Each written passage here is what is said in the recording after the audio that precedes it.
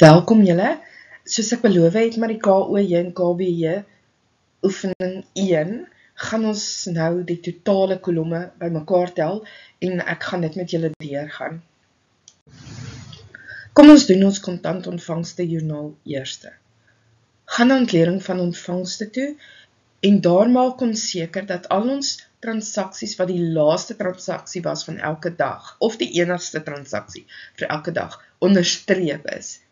Ons kyk na die 6120, dit was die laaste transaksie op die eerste, en dan die 30ste was daar R700. Ons maak seker ons transaksies is onderstreep. Nou gaan ons die kolomme optel. Die eerste kolom is bank, dit is 109420, dan tel ons lopende inkomste op, die totaal daar is 8920, laastens tel ons die bedragkolom by ontleding op. Dit gaan wees 100,500.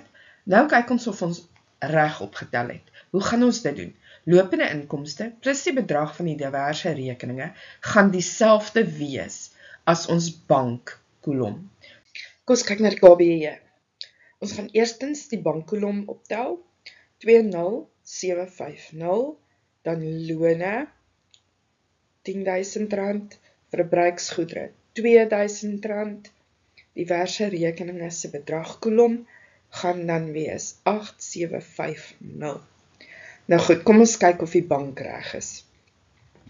Ons gaan ons lone kolom, ons verbruiksgoedere kolom en ons bedragkolom bymekaar tel en dit moet vir ons bank gee. Baie keer dan wil ons kortpad vat. Dan tel ons lone plus verbruiksgoedere plus bedrag bymekaar en ons gaan skryf dit by bank. As ons hier kyk, sê nou maar ons het lone R1.000 gehad in plaas van R10.000 plus die verbruiksgoedere plus die bedragkolom. Dan het ons 'n bankbedrag van R11.750. En daar verloor ons klaar 2 punte. 1 vir lone en 1 vir bank. Dis hoekom dit baie belangrik is om bankkolom op te tel en seker te maak ons balanseer. Dankie dat julle die video gekyk het. Ek hoop dit het julle gehelp. Sien julle volgende keer.